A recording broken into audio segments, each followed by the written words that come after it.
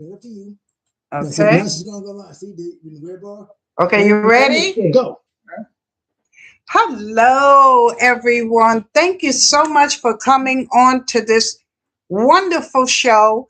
We have about the miracle of Stephen Johnson's. Here's my cousin, Vivian Dance. She is the miracle of Stephen Johnson. She's the only one that I know of that has lasted of how many years? 11.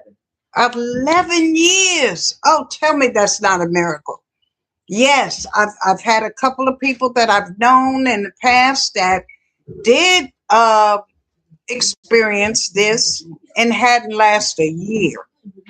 So this is a miracle, and she's going to tell her testimony of how God presented this in her life to be a part of it. She got her daughter, her son is right here, and they are going to introduce themselves as well and what they did to help out this miracle. So let me tell you, hello, my cousin. I am so glad to see you and be here in this day with you to share this miracle of life. Now, this is truly a miracle of life.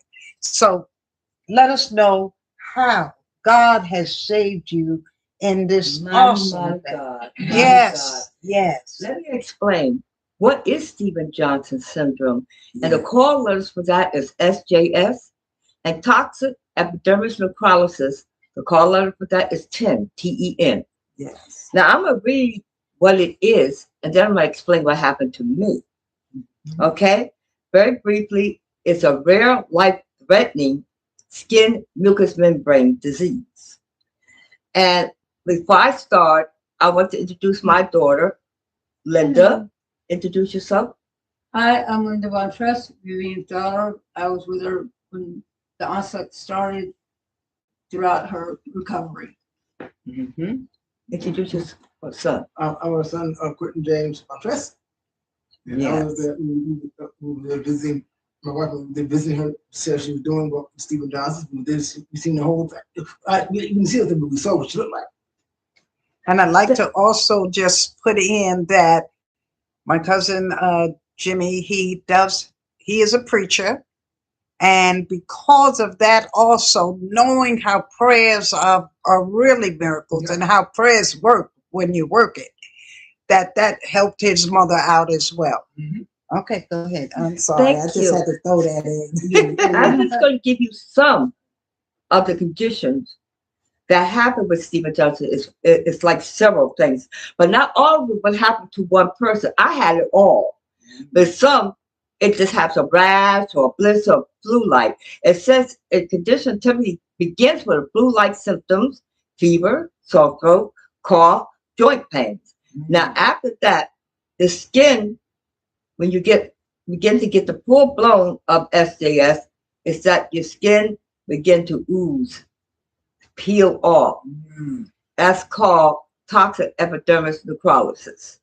It's a burn, like you're on fire. But all you think is that, oh God, my stomach hurt, my eyes hurt, my tongue, my throat. They all get sore and raw. And what happens is that these cases, your eyes get like you got conjunctivitis. You can't see the light. You got to go to an eye doctor, which I did. And I had to go to my own doctor for my urologist because I had a severe bladder infection. I had bladder infections just about all my life, but this was severe. Now, what I remember, Stephen Johnson with toxic epidermis necrosis works very rapidly at a point. You go 1, 2, 3, 4, and when you get to that third and fourth, you should be in the burn center. Now, my daughter, she's the one that saved my life with my dog. My dog. He seemed to sense something was terribly wrong because he kept bumping up against me and like, rub me, mommy, rub me. My daughter, I want her to explain what she saw, but first I'm going to get to, you have other things happen, which I talk about, your mouth, your eyes, your female or genital organs, your urinary tract, you don't want to eat, your breathing hurts, and then things cause you need to be immediately in a burn center. A lot of people don't know that. Yeah. But once you get to the stage that you hurt so bad, you need to go to your primary or to the hospital or get to a burn center. A lot of them don't know that, but you got to be there because this is the way I survived. Now, I'll tell you a little bit after Linda explained to you what happened and what I looked like before I got there, because at a point, only thing I remember is that I was so thirsty. I wanted to, I couldn't get enough water in me, like I wanted Niagara Falls to pour in my mouth. But what happened is, at that point, I became extremely dehydrated. And I told Linda, help me. She said, I came out the back and saying, take me to the hospital. I don't remember that. I lost consciousness after I said I was thirsty. I don't remember nothing after that. Linda will explain to you what happened. Can you talk up so they can hear you, darling? Hi. I'd like to make one correction on what Miss Dance just said. It was a Thursday morning, and we were sleeping in a room. I was taking care of her, and she woke up, and she had these black spotches on her body, and she said, "I need to go to the hospital." Basically the whole time I'm trying to get her to go to the hospital, she would. When she woke up that morning, she said, "I need to go to the hospital." We all got up, got her ready, took her down to the car. Her mate, her partner at the time was driving. Yeah. And My cousin, Thomas. Yes. It just happened that her partner's care assistant had been there that morning because he was a morning care person. He helped, and you could tell what he saw, but all I remember is that she when we took her down, she basically was like a puppet, and the men had to basically almost carry her to the car. We got her to. She had to wear a mask because she was drooling from her mouth, and so we saw like this yellow liquid coming out of her mouth. But the nurses addressed that when we got her to the hospital. We got her to the hospital, Riverside. Got her to the waiting room. Then they triaged her because her emergency was not that busy that day. They got her into the intake room. The nurse pulled down her mask and said, "Oh my God, this is the worst anaphylactic reaction I've ever seen." They took her immediately to a triage room, and in there, several doctors came to look at her. They were examining her, trying to figure out what she used to, trying to figure out what was causing this situation. And she had a bag of medicine with her that the doctors had to have. I'm not going to go through all of it. And the one doctor was an ear doctor, ear, nose, and throat doctor that said, "I need to get her to surgery because I don't want to lose her airway." So while he was examining her, he saw something on her forehead. He touched her forehead. Miss Dance was laying back, and when the doctor touched her forehead, she bolted forward. And because those hospital gowns leave your back open, I told the doctor, look at her back. She was peeling on her back. And I told him, this looks like Stevens-Johnson syndrome to me. Tell them how you saw what happened to me on the TV. At the time when Miss Dance was going through, I was an avid watcher of medical shows, and quite a few medical shows highlighted Stevens-Johnson syndrome, saying it could be caused from something as simple as a vitamin supplement, Tylenol, ibuprofen, medications, seizure medications. That was one of the known factors. Antibiotics. Especially if somebody that's a whole family was always allergic to penicillin. So mine was Adapalene. What was the name of it? What catched off Miss Dance's Stevens-Johnson syndrome 10s was a medication called allopurinol that they gave for gout. Now, it was ironic because her mother was on the exact same medication with no reaction. They gave it to Miss Dance, and she had a full-blown, a terrible reaction.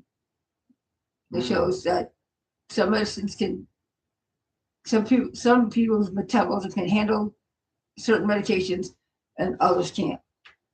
But Jane Veteran Hospital, after they took her to surgery, because they said they could not test for Stevens-Johnson syndrome in the hospital.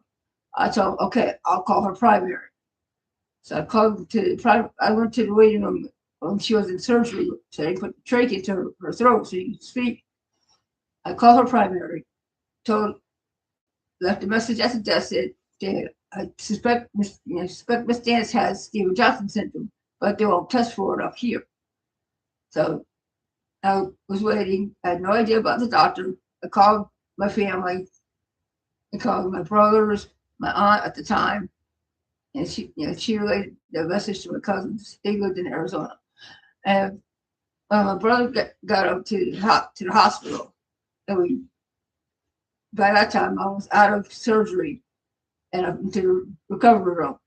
We went up to the recovery room, was where we met the primary care physician, who said that she's got to get to a birth center, and a birth center now. And the doctor said we only have two here in the state. We have MCV, which is in Richmond, and we have Norfolk at the time Sentara General Hospital. And we said we'll send her to Sentara because it's easier for us to get there. Because we want to be right there when the hops give them a jump. Where Richmond will almost taking us 2 hours or an hour, depending on traffic. And we walked into the ER, to the recovery room where she was. She was hooked up to all these tubes and trach, event tube. Could I interject? What did my skin look like? I'm getting. My brother saw that she was like burnt black. I saw that she was her normal skin tone, but she could have been turning black. I know the skin softening had lightened up a little bit while she was in the surgery, and so now they had to, because it was getting late in the evening. The doctor said that her primary care physician said we can't get her over there by ambulance because by that time it'd be way too late. So we'll send her by air. And Dr. Beavers was a jewel. She was a blessing like my daughter. My daughter helped save my life. And Dr. Beavers left her office crying. She didn't belong to that hospital. She was affiliated with another hospital, but she came there, and she told me this. I don't remember nothing, but I tell you what, I thank God for the people who was with me, because when they flew me over, my heart doctor, which is my daughter's heart doctor, Dr. Iyer, he said to me that all the doctors that you almost could muster up came to meet that helicopter running with me. But just like the trauma doctor at Riverside said, she's going to die. She is going to die. And I did. And Dr. Iyer said, yes, you did. And we brought you back. Through the grace of God, I'm here to tell my story. My eyes were gone, and now I have shrinking up the eyes. I lost all my hair. Hair, all of my body was gone. My hair hurt so bad you couldn't touch it. That's how bad it hurt. So it just fell out. My eyes, I couldn't see. My hands, all my nails fell off. I had tubes all in my bottom part of my body, in my throat. All I remember is I was in this grave, tombstones coming heavily on me. And I could see these people, women in black. This is when I guess they put me in a deep coma state. But I could hear them singing, Father Abraham and clapping. Father Abraham is coming, clapping. And I kept saying, I got to get out of here. I got to get out.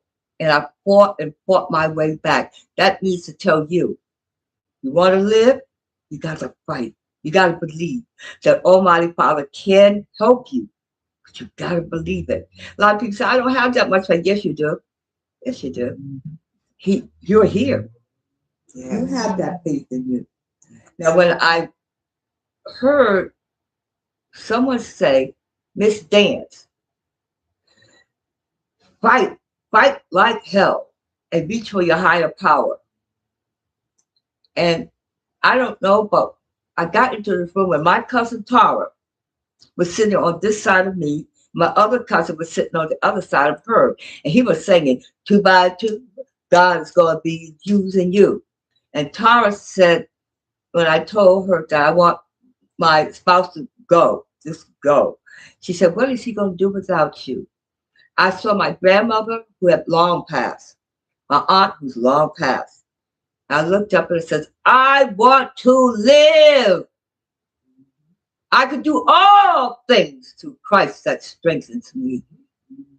This brilliant light, oh my God, it was brilliant. Came from the back and surrounded me. I went, oh. And I woke up to consciousness that I thought was consciousness. I didn't know where I was. All I know, there was a window over there somewhere looking at some buildings. I thought I was hearing a dolphin singing.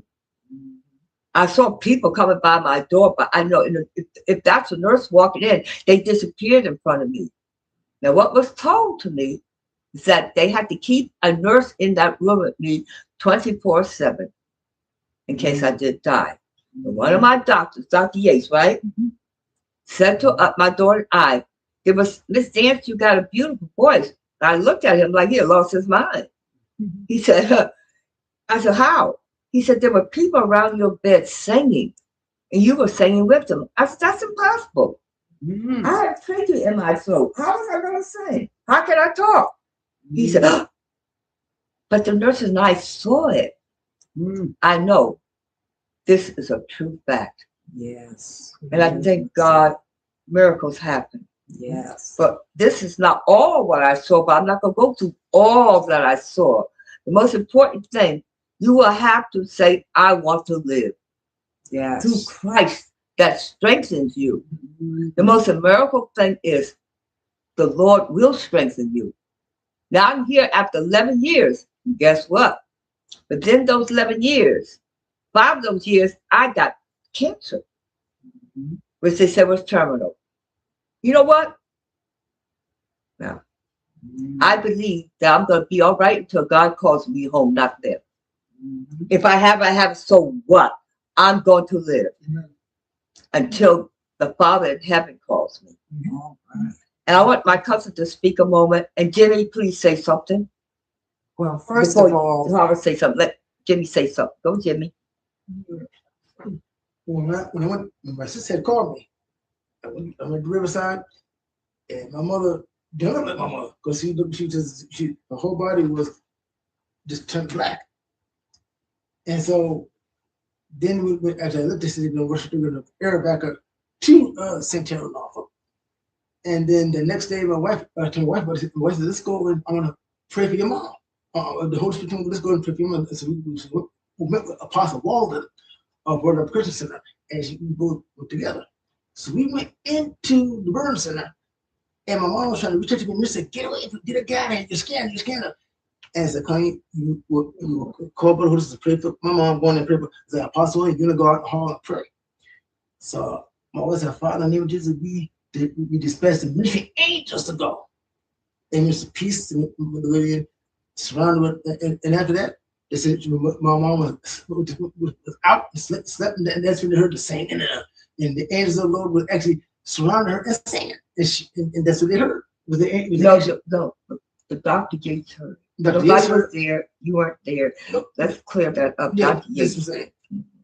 That's what I'm saying. The doctors, they heard, but because the prayer of Connie saying we dispatched the ministry angels, the doctors heard, Yeah, they saw it. They Not saw only it heard, and they heard it. saw it. So that's Mhm. so it's power in prayer. It is. The power of prayer. And love. And Let me love, tell you, yes. I'm an artist. And I was going through post-traumatic stress when I got home. I couldn't deal with what I saw.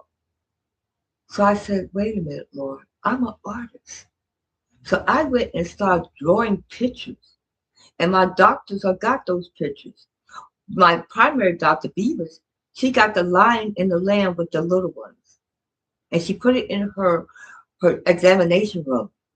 The people walking in said, so peaceful. I gave my other doctors the beautiful, I love animals, so I drew lions. And what does it represent? I had, what was it, Linda, that a little doe? A fawn in the twigs that the mother just gave birth to. And Dr. Collins, who was the head of one of the burn trauma unit up there, he was superb. And they came out and asked him, he said, take that picture and hang it up. Then he asked me, what did it represent? I said, life, a new birth, because that's what you become, a new person. Your outer appearance might change, but the inner you is where the love and where the newness comes from. So I kept drawing until today. I do a book, The Magnificent Language of Love for Children. I love working with children. I was a teacher at Anthony's Bible College with my cousin. She worked there and I worked there as a teacher licensed there. And then I went to college and, beautiful things happened. But that happened before I got Stephen Johnson. But let me say this. God gives you a gift.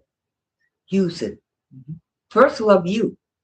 The most important thing is to love you. Without loving you, things are going to interfere. I'm not saying that you won't be able to make it, but things do interfere. I want her to explain the power of that. She teaches also the love and the angels and the beautiful things that we did see angels.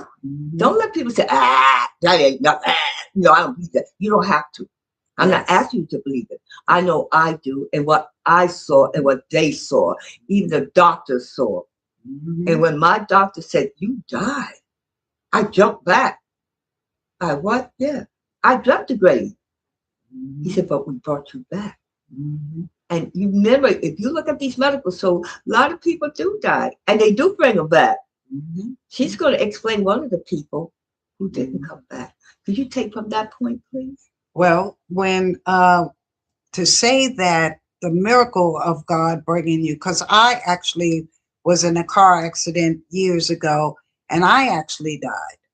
And the first thing I seen was my body leaving that car. I was floating up in the air, looking down at the paramedics cutting the top of the car out to get me out. But in the meantime, I was floating up with two angels by my side. I couldn't believe it. We have to know who you are spiritually.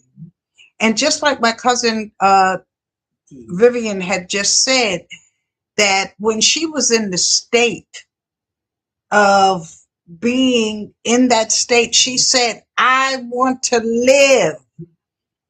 You know that you're getting ready to go to transition. You're getting ready to transition. You realize that.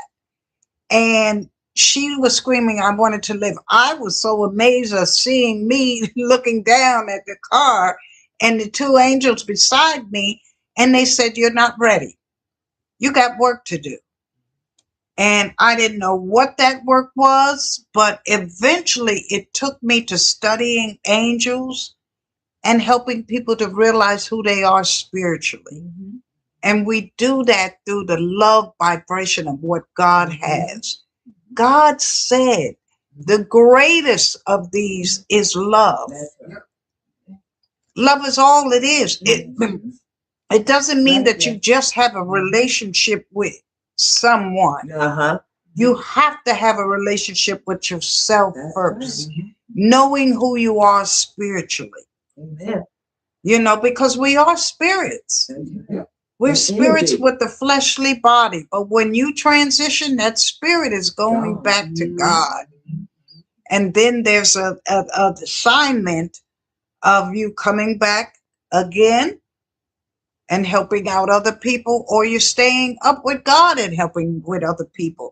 I don't know how it really works. All I know is what God is relating to me. It is. What God is relating to her. She's here for a purpose. And one of the purposes is to help other people Yes. in this, whether you recognize Stephen Johnson's or whether you recognize any ailment. She is doing the Reiki healing. Okay. And at the end of this, you will have the email to contact her and everything like that. If you're dealing with these things and you need to know spiritually how to work it, how to get over it, how to say, I'm not accepting this. Right. Mm-hmm. Okay. And that's the thing. When you're sick, don't accept it. Know that God has you. We are meant to be happy, well, and all of that. We're meant to be there with that. And she can teach you how to do that as well. So her information will be at the end. And thank you for doing this, because this is awesome for people to see what's going on. May I say this? I like to thank Dr. Collins, Dr. Yates, Dr. Iyer, Dr. Irvin, who's now my cancer specialist, Dr. Beavers, Dr. Yousef, and there's so many other doctors. I don't know their name, but they were there. But these are so special to my heart. God loved them because they helped me to survive to where I am here today. And Dr. Rogers, who did the surgery on my cancer, she was praying that it didn't come back. Let me ask you about the cancer. Well, Go ahead. But have you had chemo or anything? Can't have it. See, without chemo, and she's here. Look at her hair and everything. That's her real hair. Chemo. She didn't have to have that. You know why? Because she depended on God. I did. Okay. When they said that she couldn't have it because of the Stephen Johnsons, it was not meant for her to do that. And God just made it all well. Growed her hair back, all of that stuff. And I suppose I lost my eyesight. Look at my nails. These are my nails. They grew back. My toenails, I peeled them off. My nails, I just peeled them off and they grew back. And with the eyesight being blurred, she still was drawing stuff. Yeah. She still made pictures and everything with a blurred eye. I'm not going to say blind, but with a blurred eye. She still drew pictures. The doctor said your eyes are shrinking, which it has. Yes. But guess what? I'm still drawing because I need to work on my inner me. Yes. That inner self, the enemy is a disease. And I'm removing it. I'm removing it to go to the abyss. Forever, not to come back to me again. Yes. They said one pill away, one reaction away, I will not make it. But they're not God. They're not my Father in heaven. That's right. And I want to help others to understand, to love you, but ultimate love. You can't go out here and say I love somebody else when you can't love yourself. Right. If without that strength of love and the Lord Almighty, how are you going to go out here helping somebody else without that ultimate love? That's and you right. say, I can't do that. Why not? Okay, let me put it this way. You can stay like you are, and her friend that she know, I want you to explain what happened to him. He died. I'm not fully on it, but when he had the Stephen Johnson's, he only had it for 2 weeks and then he passed. And the symptom was just that the skin was getting ready to peel. And I don't believe that they really, the doctors now, that they really know what that disease is. They couldn't figure out what created it in him. But yeah, it was only 2 weeks and then he passed. So Jimmy, what about the people you know that you heard that died from Stephen Johnson? didn't do the fish one have. I just tell the person died. One of my coach told us this. They knew someone that died of Stephen Johnson. But they said the hospital. So on this side, didn't know what it was. They just thought it was just a regular virus or something. Mm-hmm. And, Mm-hmm. So it is unrecognized. It is. Now, I want to appreciate my awesome cousin, Tara, for being here with me today to make the most beautiful introduction. And we both are all going to work together, bringing people together, even if we have to pull. I'm with the NACP. She's really awesome in the NACP. I am so proud of her. Thank you. And I joined, and I know one thing. We're here to help. Yes. Now, what my other thing I want you to know, that I love through the love of Christ, the love through me, that I can help someone. If you want help, you can type in Avenue, AVENUEOFELEGANCE,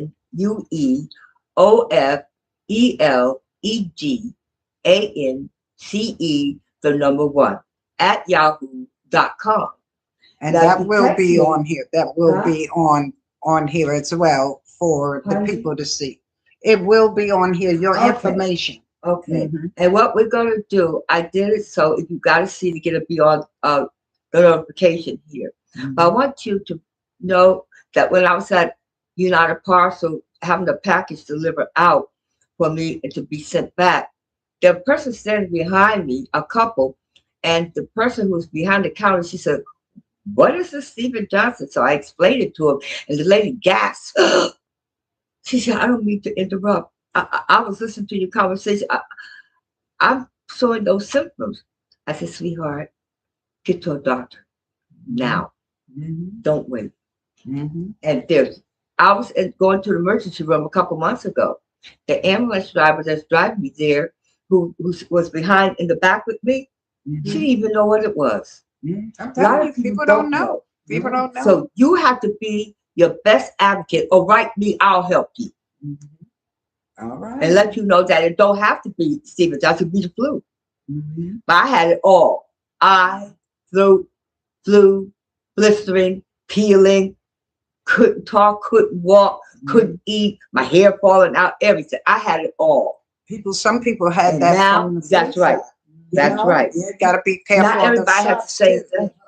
thing. But if you experience these things, get to a doctor. If they don't know, find a burn doctor over at Sentara, over in Norfolk.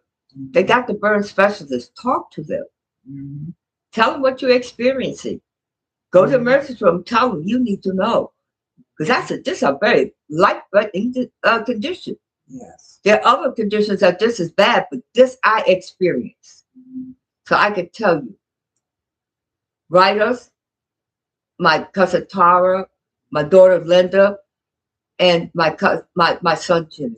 He'll be praying for you. Yes. Every Sunday he'll put a prayer out. But let us know if you need help. Yes. God bless you and have a blessed day. Do you have a final word to say, Linda? God bless everybody. Say it, Tara. God bless you all. And thank you again for coming in. All the information will be on there. Be blessed. God is with you. And we say, Amen. Thank you. For joining us. Peace and blessings. Take care. All right. You come.